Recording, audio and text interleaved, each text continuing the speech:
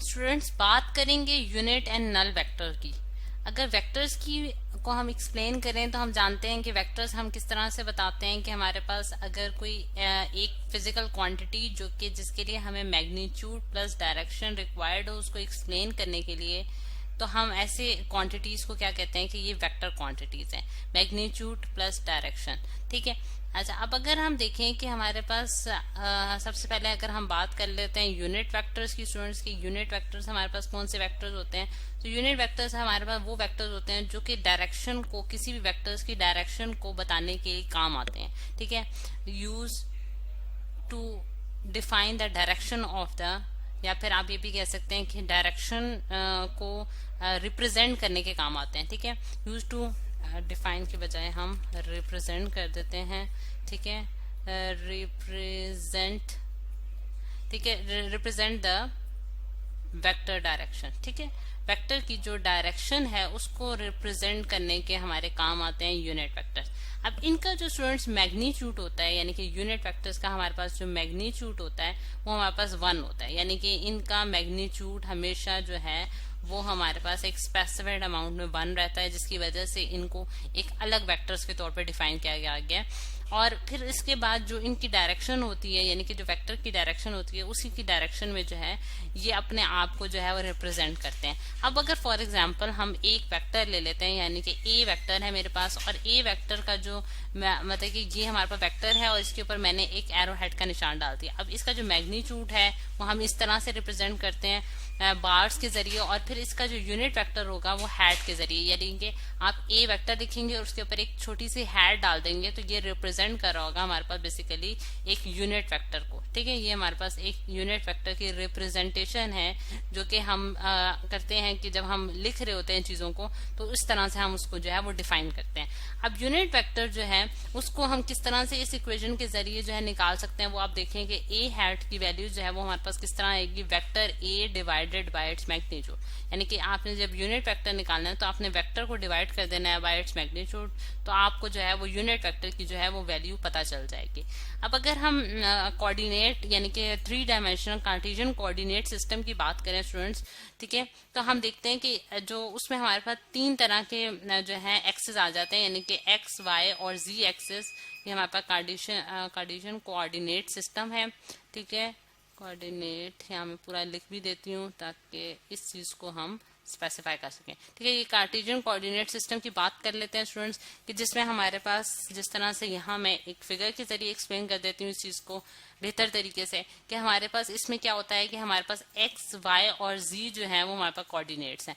अब अगर मैं देखूं कि मेरे पास जो यूनिट वेक्टर होंगे इनकी डायरेक्शन में, यानी कि क्योंकि ये भी हमारे पास एक तरह से वेक्टर्स हैं जो कि जिनके पास कुछ ना कुछ मैग्नीट्यूड्स है और ये डायरेक्शन भी है। ठीक है। अब अगर हम देखें कि हमारे पास जो यूनिट वेक्टर होगा एक्स डायरेक्शन में, वो हमारे पास क्या होगा, वेक्टर मतलब उसी वेक्टर की डायरेक्शन में होगा, और इसको हम डिनोट करते हैं विद आई हैड। ठीक है। आई और उसके ऊपर हैड डाला है क्योंकि यूनिट वेक्टर है और इसका मैग्नीट्यूड क्या है, हमारे पास 1 है। और इसी तरह हमारे पास जो वाई डायरेक्शन में हमारे पास आ रहा है स्टूडेंट्स, वो हमारे पास क्या होगा, हमारे पास unit vector in the Y direction जो है ब्लू कलर से शो करने जा रही हूँ वो जे हैड के बराबर होगा, और इसका भी मैग्नीट्यूड हमारे पास क्या होगा स्टूडेंट्स 1 होगा। और इसी तरह जी एक्सिस के अलॉन्ग भी हमारे पास जो यूनिट वेक्टर है वो उसको हम के हैड से डिनोट करते हैं और इसका मैग्नीट्यूड भी हमारे पास 1 होता है।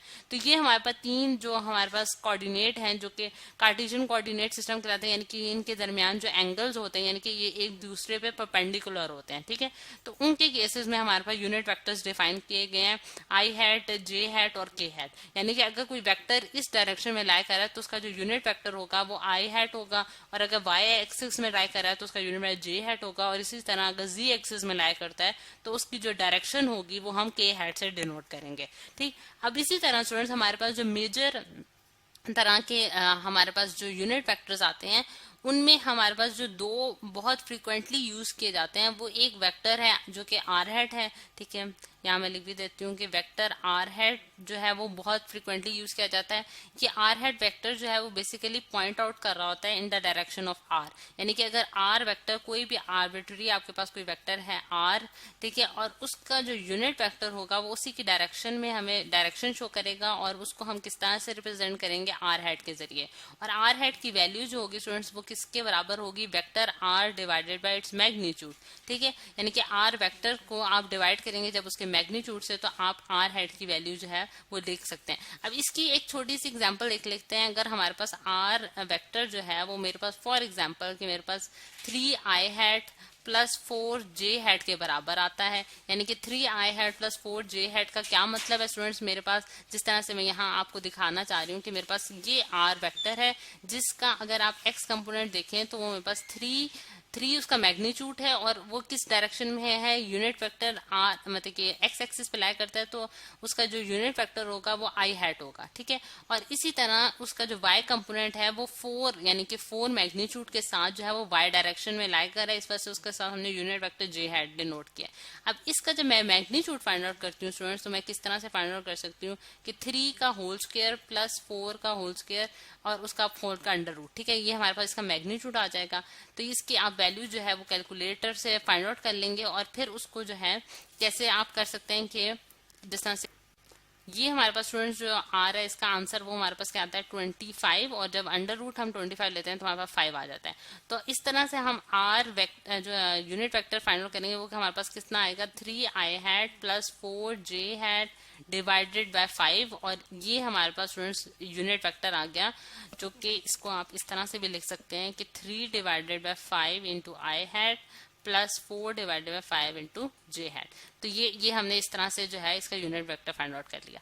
ठीक, अब अगर हम एक और केस में यानी कि जो second type of unit vectors जो कि बहुत कॉमनली डिफाइन किए जाते हैं वो हमारे पास क्या कहलाते हैं कि एन हैट वेक्टर्स कहलाते हैं, वेक्टर एन हैट। अब ये जो वेक्टर है स्टूडेंट्स एन हैट वेक्टर, ये हम किस तरह से देखते हैं कि हमारे पास जो प्लेन होता है यानी कि कोई भी प्लेन है उसके ऊपर जो परपेंडिकुलर वेक्टर हम ड्रॉ करते हैं, यानी कि ये जिस तरह से मैं ड्रॉ करने जा रही हूँ इसको हम एन हैट वेक्टर से डिनोट करते हैं, और ये ऑलवेज जो है किसी भी प्लेन के ऊपर परपेंडिकुलर एंगल यानी कि परपेंडिकुलरली लाई कर रहे होते हैं उसके ऊपर। ठीक है, यानी कि नॉर्मल टू द प्लेन होते हैं, जिसकी वजह से हम इसको एन हैट का नाम देते हैं। ये जस्ट एक रिप्रेजेंटेशन है जो कि हम देखते हैं कि एन हैट वेक्टर्स अगर कहीं लिखा है तो आप ये समझ जाएंगे कि ये किसी प्लेन के ऊपर परपेंडिकुलर लाई कर रहे हैं, इनकी डायरेक्शन जो है वो परपेंडिकुलर टू द प्लेन होगी। ठीक, तो ये हमारे पास स्टूडेंट्स आ जाते हैं यूनिट वेक्टर का कॉन्सेप्ट। अब नल वेक्टर्स की बात कर लेते हैं। नल वेक्टर्स जो होते हैं, नल वेक्टर्स हमारे पास कौन से वेक्टर्स होते हैं, यानी कि जिनका मैग्नीट्यूड हमारे पास क्या होता है, इनका मैग्नीट्यूड हमारे पास 0 होता है। ठीक है, इनका मैग्नीट्यूड स्टूडेंट्स हमारे पास क्या होता है 0 मैग्नीट्यूड के साथ ये लाई करते हैं, और इनकी जो डायरेक्शन होती है स्टूडेंट, क्योंकि ये वेक्टर्स हैं इनकी मैग्नीट्यूड और इनकी डायरेक्शन दोनों होंगी, तो इस वजह से इनकी डायरेक्शन की अगर हम देखें तो ये इनकी आर्बिट्रेरी डायरेक्शन होती है। यानी कि आर्बिट्रेरी डायरेक्शन का क्या मतलब है, रैंडम डायरेक्शन, यानी कि आप उसको कोई एक स्पेसिफिक डायरेक्शन नहीं बता सकते, यानी कि कोई भी डायरेक्शन हो सकती है नल वेक्टर्स की। अब नल वेक्टर्स जो है उनका 0 मैग्नीट्यूड जो है वो किस तरह से आता है वो देखते हैं हम, कि अगर मेरे पास एक वेक्टर जो कि ए वेक्टर है और उसको मैंने उसके ऊपर एरो हेड का निशान डाल दिया है, अगर हम उसको एडिशन करें उसकी विद अ नेगेटिव वेक्टर जो कि हमारे पास -a से मैं डिनोट करूंगी, तो उनको जब हम एड अप कर लेते हैं स्टूडेंट्स तो हमारे पास नल वेक्टर आ जाता है जिसे हम 0 से लिखेंगे, और इसकी डायरेक्शन जो है वो कोई भी हो सकती है, यानी कि रैंडम डायरेक्शन होगी, इसकी आर्बिट्रेरी डायरेक्शन होगी। ठीक, यानी कि आप नल वेक्टर जो है वो किस तरह से निकाल सकते हैं कि अगर आप वेक्टर को एड अप करें with its negative vector, same vectors को आपने ऐड करना है, इनका सेम मैग्नीट्यूड होगा, इनकी सेम डायरेक्शन होगी, लेकिन डायरेक्शन सेम नहीं होगी, मैग्नीट्यूड सेम होंगे लेकिन डायरेक्शन ऑपोजिट होगी, क्योंकि हम जानते हैं कि नेगेटिव वेक्टर जो होता है उसकी डायरेक्शन क्या होती है, ऑपोजिट होती है टू द ओरिजिनल वेक्टर। जिस तरह से अगर मैं यहाँ एक ड्रॉ करती हूँ स्टूडेंट्स, ये मेरे पास ए वेक्टर है, ठीक है, और जो -a वेक्टर होगा वो क्या होगा, सेम मैग्नीट्यूड का होगा। जैसे कि आप देख सकते हैं कि मैंने लाइन उसकी सेम ड्रॉ किया, लेकिन उसके साथ मैंने जो डायरेक्शन है वो ऑपोजिट डायरेक्शन में बनाई है, तो ये मेरे पास -a वेक्टर होगा। जब आप इन दोनों को एड अप करेंगे तो आपके पास क्या बन जाएगा, नल वेक्टर बन जाएगा। तो ये है स्टूडेंट्स हमारे पास कॉन्सेप्ट यूनिट वेक्टर और नल वेक्टर का, जो कि आज हमने स्टडी किया।